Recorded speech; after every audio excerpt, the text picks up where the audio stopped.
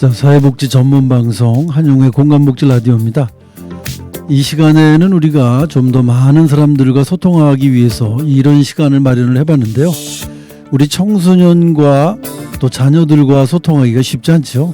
그래서 여러분들께 이 시간을 통해서 주변의 청소년 또 자녀들과 소통할 수 있는 시간을 마련을 해드리고 있습니다. 자, 청소년 교육활동가 김용희 쌤과 함께하는 어른들은 몰라요 10번째 시간입니다. 자, 오늘은 또 어떤 얘기로 여러분들과 함께 얘기를 나눠주실지 자리에 모시도록 하겠습니다. 안녕하세요. 네, 안녕하세요. 반갑습니다. 네, 자, 청소년들이 모르는 또 그들만의 세계, 어른들이 모르는 그들만의 세계를 나누는 시간인데요. 오늘은 어떤 주제로 또 우리에게 놀라움을 전해주실 겁니까? 살짝 부담을 주시는 것 같은데, 저도 되게 놀랐던 것 중에 하나가 요즘 너희들 한 끼 먹는데 얼마 정도 들어? 라고 물어보니까 한 7,000원 정도 든대요. 근데 어른들도 사실 한 끼 먹는데 거의 10,000원 정도 들잖아요. 네네. 근데 7,000원이면 뭐 먹을 수 있어라니까요. 그냥 편의점 가서 라면에 음료에 김밥 하나 먹을 수 있다. 라면에 음료에 김밥 하나. 저 때만 하더라도 라면, 삼각김밥 하나, 콜라 하나 이렇게 딱 하면 2,000원이면 먹었거든요. 네. 그 경제에 대한 어떤 수준 차이가 좀 많이 달라진 것 같아요. 그래서 너희들 그 돈이 이렇게 부담되지 않니? 라고 물어보면 사실은 돈을 얼마가 쓰는지 어떻게 나가는지도 모른다고 하고, 사실은 몇 끼마다 이렇게 사 먹는 것도 부담이 되지만 안 쓸 수도 없고, 네. 그렇다고 돈을 어떻게 모아야 되는지도 모른다, 이런 얘기를 하더라고요. 네. 그래서 오늘은 지금은 실제 청소년들의 경제 관념이 어느 정도인지, 그리고 어떻게 하면 좋을지에 대해서 한번 좀 얘기 나눠보고자 준비했습니다. 네, 굉장히 궁금한 일이기도 합니다. 왜냐하면 부모님들이 사실 자녀들에게 용돈을 주고 있잖아요. 네네. 그런데 이제 그런 용돈들이 어떠한 형태로 지급이 되는지, 예전에는 현금으로 주던가 네. 또는 뭐 조금 세련된 부모님들은 통장으로 입금을 시켜주던가 뭐 그쵸, 이랬었는데, 지금은 이제 그런 방식이 아니겠죠? 그 인터넷 은행도 되게 보급화가 되고, 네. 그리고 핸드폰에도 사실은 땡땡페이 이런 것들이 다 가능하잖아요. 네. 네. 뭐 어머님들이 아이들한테 줄 때 물론 통장으로 계좌로 넣어주긴 하지만 현금으로 받느냐고 물어보는 친구에서 현금으로 받는 친구 한 명도 없대요. 단 한 명도. 심지어 우리 가족은 설날 때 세배하면 돈을 주잖아요. 네, 세뱃돈을 주는데 그것도 계좌로 쏴준다. 그런 문화. 왜냐면 오히려 본인들도 좋대요. 네. 그러니까 우리들 입장에서는 그래도 뭔가 구색이라도 좀 갖추고 절했을 때 바로 줄 수 있는 약간 그런 게 좀 예쁘고, 그게 또 예의라고 생각하겠는데, 아이들은 오히려 다이렉트로 저희 통장으로 계좌로 넣어주는 게 더 현실적이다. 그래서 진짜 현물에 대한 현금을 모르는 친구들이 너무 많은 것 같고요. 네. 초등학교 친구들 중에서도 동전이 몇 개가 있는지를 몰라요. 그러니까 10원, 50원, 100원, 500원 이렇게 4개가 있잖아요. 네. 10원짜리를 못 본 친구들이. 그렇겠네요. 네. 근데 우리 어렸을 때 10원짜리도 굉장히 중요했거든요. 그러면 제 기억으로는 공중전화 한 번 할 50원이었어요. 네. 더 싼 시절이 있었죠. 공중전화 그러면 얼마였어요? 저희는 5원부터 시작했으니까. 그 5원짜리도 있었다라는 거잖아요. 네, 동전이. 그러니까 확실히 요즘 세대들은 우리가 생각하는 거와 다르게 현금이라는 개념을 잘 모르고 있고, 몰라요. 또 요즘은 인터넷 뱅킹이 뭐 카카오 뭐 그런 뱅크도 있고 하지 맞아. 않습니까? 그리고 여러 가지 뱅크들이 있으니까 그런 곳을 이용해서 이제 이 선불 카드나 또 그런 카드를 결제로, 사용해서 사용을 하는군요. 체크 카드. 그렇죠. 그 카드를 사용하거나 실물 카드를 안 들고 다니는 애들도 있어요. 뭐 QR 결제라든지 이런 것들이 가능하다 보니까 휴대전화로 계속 해도 되니까. 그렇죠. 그래서 어느 정도 나이가 이상이 되면 결제를 본인 스스로 할 수 있으니까 그런 기능으로 쓰는 친구들이 있어서 참 놀랐어요. 자, 그러면 이 현금으로 우리가 돈을 만지거나 또 보거나 그러질 않으면 어떤 돈에 대한 감각이 좀 떨어지지 않을까요? 어떻게 생각하십니까? 굉장히 많이 떨어질 것 같아요. 저도 사실은 요즘에 그러니까 현금을 들고 다니지 않다 보니까 제가 지금 수중에 지갑에 얼마가 들어있고 음. 얼마가 썼는지가 오늘 저녁만 되면 바로 확인됐더니 그 옛날과 다르게 네네. 오늘 얼마가 썼는지를 들어가서 확인해 봐야 되거든요. 네네. 근데 그 들어가서 내가 매번마다 확인할 수도 없고 귀찮기 때문에 넘기는 경우도 있어서 저도 역시 현실 감각이 떨어지는데 아이들 역시도 떨어진다고 합니다. 근데 이 감각이 그냥 제 느낌으로 얘기하는 게 아니고 네. 기획재정부에서 이제 2년마다 발표하는 이제 경제 이해력 조사가 있거든요. 네. 그래서 2024년 조사 결과를 보니까 초등학생은 초등학교 6학년 평균이 61.5점이에요. 근데 60점 미만이면 굉장히 좋지 않다라는 수준이거든요. 그렇겠죠. 그러면 61.5점이면 겨우 턱걸이를 한 거예요. 근데 더 놀라운 사실은 중학교 2학년과 고등학교 2학년 대상으로 조사해 보니까 50점대 초반이 나왔어요. 네네. 그러니까 물론 초등학교가 어떻게 더 높지라고 생각할 수도 있는데 초등학교 아이들 수준에서 그 61점이 나온 거고 중학교는 고등학교는 좀 더 높은 수준에서 평가를 했겠죠. 네네. 근데 그럼에도 불구하고 그러니까 최소 점수인 60점을 돌파하지 못한 친구들이 그만큼 많아요. 그래서 금융이나 경제적인 이해도가 아이들이 좀 많이 떨어지지 않을까. 네. 그리고 요즘에 또 그러니까 저만 하더라도 삼형제거든요. 근데 요즘은 한 명이잖아요. 네. 그래서 부모님들이 그냥 카드 주고 용돈 주는 것들이 옛날엔 3분의 1, 4분의 1, 5분의 1 줘야 되는 걸 이제 한 명한테만 제대로 주면 되니까 그게 더 집중이 돼요. 그러니까 아이들도 엄마 카드 마음껏 쓰고 내가 얼마 쓰는지 모르는 거예요. 그러니까 그러다 보니까 감각들이 자꾸 떨어지지 않을까라는 네, 네. 좀 생각이 듭니다. 계획적으로 쓸 수 있는 기회가 이제 없어진다. 그렇죠. 그런 것 같고요. 네. 그리고 지금 이제 어느 은행 관계자가 그런 말씀을 하시더라고요. 요즘 청소년, 심지어는 청년들도 이 금융에 대한 감각이 굉장히 둔하답니다. 아, 네네. 네, 그래서 이제 그런 것들도 우리가 금융을 지식을 습득하지 않으면 우리가 돈을 모아야 된다 이런 얘기 많이 하잖아요. 부자 되고 싶어 하고. 네네. 그러니까 부자 되고 싶어 하고 돈을 모으기 위해서는 금융에 대한 지식이 없으면 절대 이게 이루어질 수 없는 거거든요. 아, 맞아요. 그래서 이제 이 초등학생이나 이 중고등학생 시절부터 금융에 대한 교육을 좀 올바로 시작을 해서 그들에게도 돈의 중요함을 알려줘야 된다는 게 이제 금융 전문가들의 얘기인데 전문가로서 어떻게 생각하시나요? 그러니까 청소년 교육 전문가의 입장에선? 그러니까 제가 금융 전문가는 아니지만 저 경험과 그리고 청소년한테 가장 중요한 그 역량 중에 하나 그 성취감에 대해서 좀 말씀을 드리고 싶은데 네. 제가 초등학교 3학년 때인가 4학년 때 저한테 어머니께서 은행 가서 통장을 만들어 주셨어요. 그래서 일주일에 뭐 몇천 원씩 이렇게 주시면 제가 쓸 거 쓰고 남으면 항상 제가 통장에 가가지고 ATM기에 넣어서 2,000원, 3,000원씩 이렇게 하는 재미가 빠졌었어요. 네. 그래서 한 6개월인가 7개월 정도 걸린 것 같은데 초등학교 4학년 때인가 5학년 때 10만 원을 딱 만들어 봤어요. 그 10만 원이라는 숫자가 딱 찍히니까 너무 저한테는 성취감, 그렇죠. 뿌듯함을 느끼더라고요. 그러면 그 다음부터는 뭐냐? 10만 원까지 모으는 거는 너무 쉬운 거예요. 해봤으니까. 그럼 20만 원, 30만 원, 100만 원, 200만 원 모으는 그런 가치에 대한 교육들 그리고 성취감을 막 이렇게 맛봤는데 지금은요 돈은 엄마가 알아줄게, 아빠가 알아줄게. 네. 공부만 열심히 해라. 그건 아니죠. 막 하라. 그러니까 그냥 뭐 주니까 주는 대로 풍족하게 살다 보니까 부족한 친구들이 많고 오히려 돈이 그러니까 또 사실 경제적으로 좀 부족한 친구들 가정들도 분명 있을 거 아니에요. 그렇죠. 네, 그러면 본인들이 스스로 벌고 하는 경우들도 있으나 사실은 부모님도 이 경제를 알려줘야 됐다기보다도 생계적인 어떤 유지를 위해서에 대한 가족 구성원들 모두가 돈을 벌기 때문에 경제적인 어떤 가치를 좀 이루기보다도 그냥 뭐 저축보다도 그냥 가족의 생계를 위해서 좀 벌어야겠다. 근데 그럼에도 불구하고 그런 친구들이 조금 더 경제관념이 좀 뛰어난 건 있죠. 가족을 위해서 이제 본인이 벌기 때문에. 네. 알바를 하거나 그런 학생들에 대한 돈의 개념은 안 하는 학생보다는 좀 낫겠죠? 좀 낫고요. 그것도 좀 달라요. 본인이 원하는 걸 사야겠다고 하는 친구들이 있고 네. 반면에 어차피 주말에 노니까 그냥 내가 흥청망청 쓰기 위해서 돈을 버는 친구들이 있고 근데 안 하는 친구들보다는 훨씬 나을 거예요. 왜냐하면 노동에 대한 그 결과를 맛본 거잖아요. 그렇죠. 그러니까 도파민이랑 좀 비슷한 것 같아요. 우리가 요즘에도 좀 우리나라 이제 청정국이라고 좀 하긴 그렇지만 마약이랑 좀 비교하고 싶거든요. 마약이 왜 중독이 되냐면 과정이 없는 도파민의 결과만 느끼잖아요. 그렇죠. 돈도 똑같아요.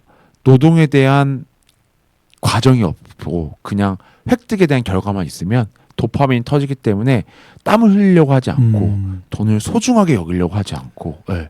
그런 용돈에만 의존하고 네네. 그리고 이제 조금 그 나쁜 생각을 하면서 목돈에 대한 욕망을 갖게 되고 커다란 돈에 대한 그러니까 요즘 우리 청소년들의 돈의 흐름은 주로 아까 이제 언급은 조금 해주셨지만 네네. 뭐 이 저학년일수록 먹는 것 위주 네네. 이렇게 되는 것 같아요. 지금 말씀하시는 게 맞아요. 네. 고학년으로 올라갈수록 이 돈의 흐름은 어떻게 또 변화가 됩니까? 거의 사실은 압도적 1위가 먹는 거에 좀 많이 지출을 하긴 해요, 사실은. 근데 2위는 결국에는 외모예요.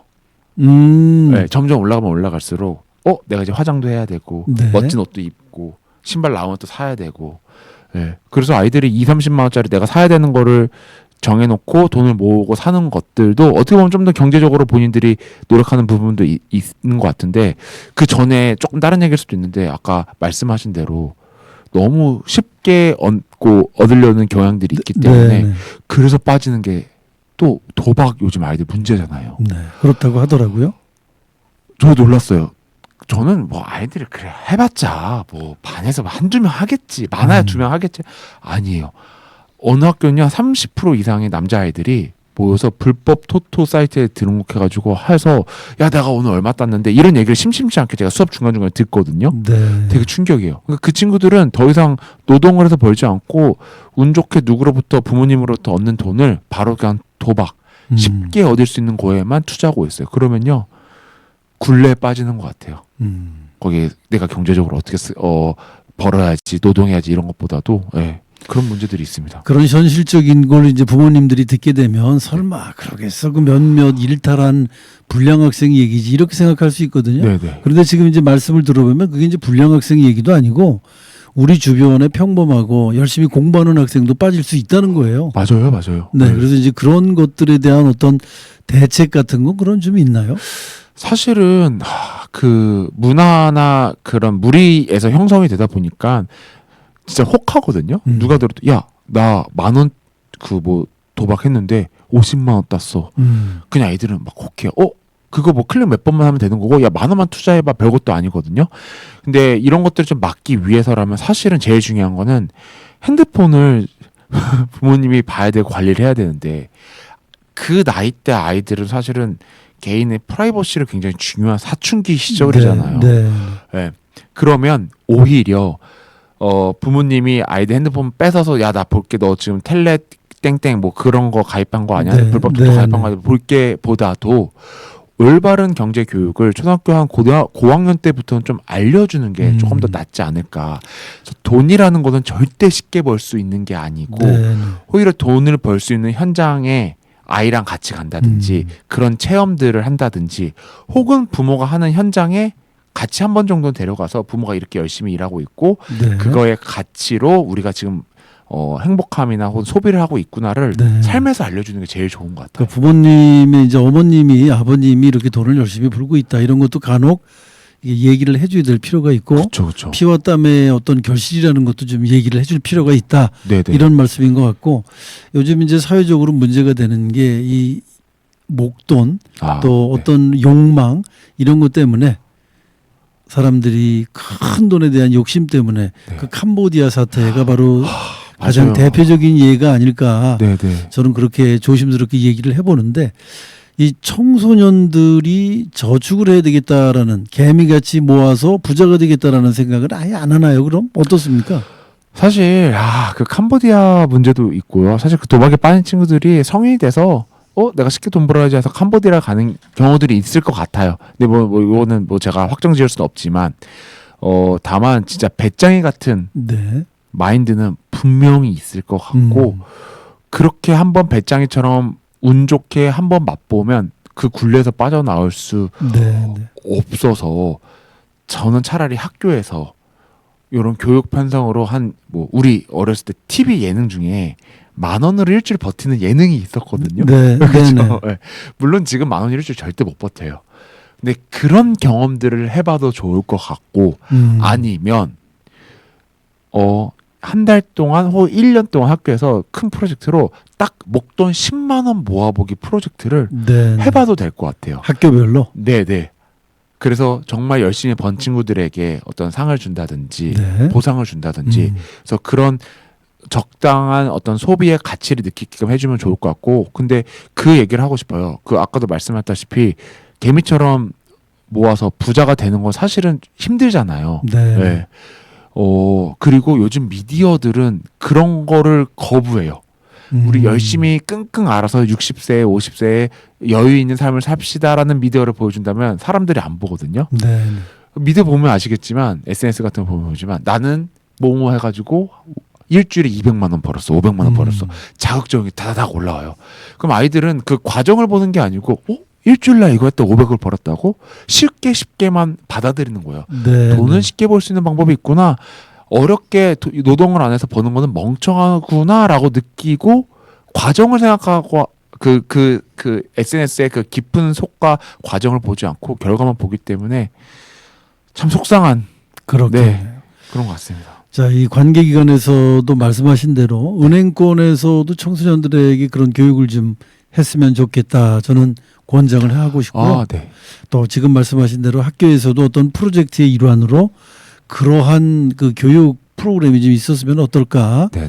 돈에 대한 어떤 소중함 뭐 이런 것들을 좀 많이 개발을 했으면 좋겠습니다. 예전에는 저희 초등학교 다닐 때 통장을 하나씩 의무적으로 다 만들었거든요. 그래서 네, 뭐 이달의 저축왕 그래갖고 조회 시간에 진짜요? 이 학생은 저축왕으로 뽑혔기에 뭐 이러면서 상장도 주고 그랬거든요. 그래서 이제 학교 졸업할 때쯤 되면 굉장히 많은 목돈이 네네. 그 통장에 저축이 되고 그래갖고 뭐 이렇게 뿌듯했었던 그런 기억이 있는데 그렇죠. 그런 프로젝트 지금 말씀하신 대로 잘 먹히지는 않겠지만 선호를 안 하겠죠. 일단 청소년들이. 그렇죠. 선호를 하지 않고 사실 학교 선생님이라든지 교장의 어떤 역할에 따라서 결정하는 경우들이 있고요. 그럼에도 불구하고 아까 말씀드렸다시피 은행권, 금융권에서도 그런 것들이 중요하다라고 해서 학교의 사회공헌 활동으로도 굉장히 많이 하고 있고 네. 몇몇 청소년 기관에서도 이거를 특화 사업으로 해서 경제나 올바른 건강한 모의 투자라든지 이러한 가치 교육과 그런 경험 교육들을 하고 있어요. 그 고양시에 있는 마도 청소년 수련관이 그걸 네. 굉장히 잘하고 있거든요.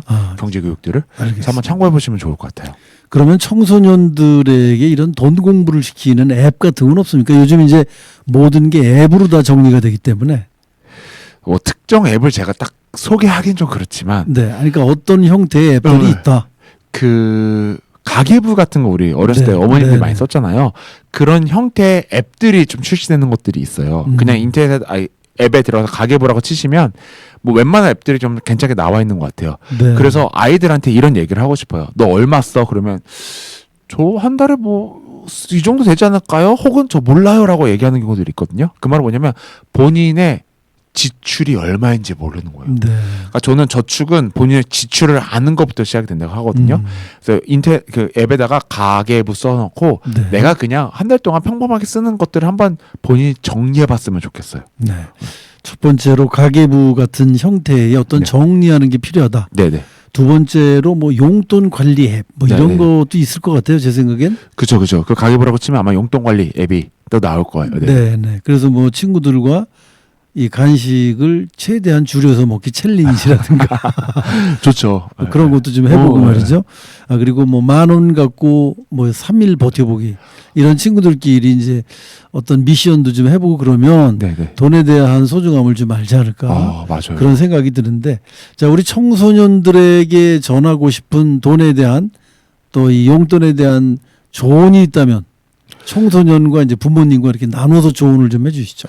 그 둘 다 해당이 되는 것 같아요. 그래서 어머님들도 그렇지만 그 기회비용이라는 내용을 좀 아시면 좋을 것 같아요. 기회비용이 뭐냐면 내가 10,000원이 있는데 내가 지금 배고프다고 10,000원짜리를 다 쓰다 보면 내일을 배고파질 수 있거든요. 반면에 내가 배만 채우면 된다 해서 2,000원, 3,000원을 먹게 되면 그걸로 3일, 4일을 더 그냥 배를 채울 수 있는 삶을 살 수 있어요. 즉 내가 지금 쓰는 소비를 감정적으로 쓸 건지 지금 만족함에 쓸 건지 혹은 미래를 위해 쓸 건지가 어떠한 선택을 하냐에 따라서 그 기회가 달라진다는 개념을 좀 알고 네. 내가 지금 오늘만 살 게 아니고 앞으로 미래에 살 거라라는 개념을 알고 좀 쓰시면 좋을 것 같고요.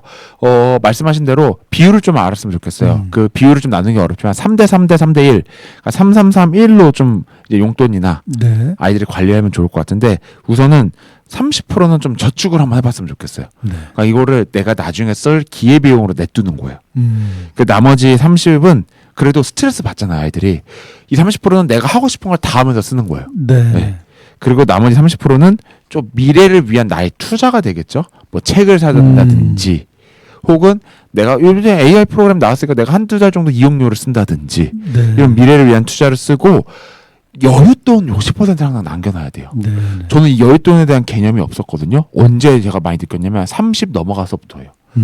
여윳돈이 왜 필요해? 저축만 하면 되는 거 아니야? 아니더라고요. 경조사들 생기고요.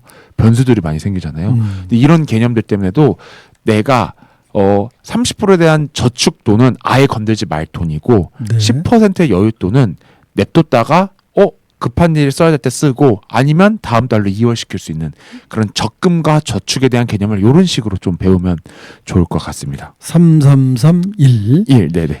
그런데 사실 뭐 청소년이라고 해서 부모님의 기념일 같은 거 있잖아요. 아, 네네. 생신이라든가 또 결혼 기념일 네네. 이럴 때 용돈을 받고 있지만 네. 전혀 나 몰라라 하기는 좀 그렇거든요. 그렇죠, 그렇죠. 그러니까 이런 용돈들을 잘 모아서 뭐 큰 것이 아니더라도 네. 용돈 모아서 이런 선물을 샀습니다라고 부모님께 드리면 부모님이 얼마나 또 감동할 거예요. 엄청 좋아하시죠. 그래서 네. 이 용돈의 또 금액이 올라갈 수도 있고. 저는 또 무슨 네. 얘기 하시는 거예요? 네, 그러니까 맞습니다. 네네. 우리 청소년들도 네네. 자기가 받은 용돈 범위 내에서 어떤 그 운용을 할 줄 알아야 돼요. 그 전략적으로 써야 된다. 그렇죠. 그러니까 무조건 쓰는 게 아니라 또 여자친구도 있을 거 아닙니까? 그렇죠. 그 여자친구에게도 뭐 이런 거 사주고 여자친구가 뭐 이런 화장품을 좋아한다 그러면 돈을 모아서 화장품이라도 하나 사주고 이러면 또 사랑받고 네네네. 이제 이렇게 돈이라는 게 쓸모 있고 용처에 대해서 네네. 계획을 잘 세워서 써야 한다는 얘기예요. 결론 지금 말씀하신 3331이 그겁니다. 그렇죠. 그러니까 같은 10,000원을 쓰더라도 어디에 더 가치 있느냐의 차이인 것 같은데 거기까지 생각 못했는데 그러네요. 그것도 생각해야 돼요. 그렇죠. 나몰라라 하면 뭐 부모님이 그렇다고 뭐라고 그러진 않겠지만 그쵸. 우리 아들 기특하네 이런 느낌밖에 하면 용돈이 더 올라가거든요. 그렇죠. 그리고 또 여자친구에게 예쁜 거 사주면 정말 마음에 쏙 드는 친구네 그러고 더 잘해줄 수도 있고 말이죠. 소비할 땐 또 소비해야 돼요. 그러니까 사랑의 지수도 플러스가 되고 부모님의 용돈도 플러스가 되는 네, 맞습니다. 그런 것들을 위해서 이 용돈을 좀 잘 써라 는 이런 뜻입니다. 네네. 그 부모님께 드리는 어떤 말씀은 없나요? 그럼 부모님은 용돈을 좀 어디에 쓰나 최소한 관심 같은 건 좀 갖고 계셔야 되지 않을까요? 그것보다도 한 번 정도를 이렇게 합의를 보세요.